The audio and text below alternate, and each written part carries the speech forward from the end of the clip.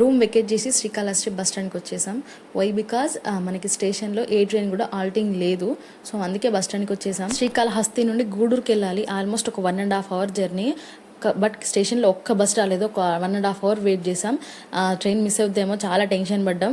లాస్ట్కి ఒక బస్ వచ్చేసింది. అందులో కూడా ఫుల్ రష్ ఉండే. ఇలాగోలా అడ్జస్ట్ అయిపోయి స్టేషన్కి మాత్రం ఫైనల్గా రీచ్ అయిపోయాం. ఇంత కాన్ఫిడెంట్గా స్టేషన్కి రావడానికి రీజన్ ఏంటంటే మాకు టికెట్స్ దొరికాయి. ఎలాగంటే మాకు శ్రీకాళహస్తిలో రూమ్ ఇచ్చిన వాళ్ళు మాకు హెల్ప్ చేశారు.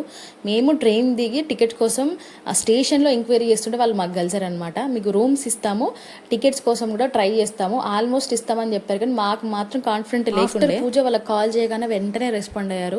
స్టేషన్కి తీసుకెళ్లి వాళ్ళే టికెట్స్ ఇప్పించారు. ఇంతలో ట్రైన్ కూడా వచ్చేసింది. సింహాపూర్ సూపర్ ఫాస్ట్ ఎక్స్ప్రెస్ 7:30కి గూడూరులో ఉంది.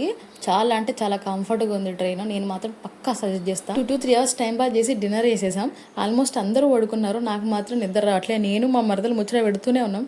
ఫ్యామిలీతో అన్నపోతే నాకు అస్సలు నిద్ర రాదు. మీరు కూడా అదే బ్యాచ్ నాతో కామెంట్ సెక్షన్లో షేర్ చేసుకోండి.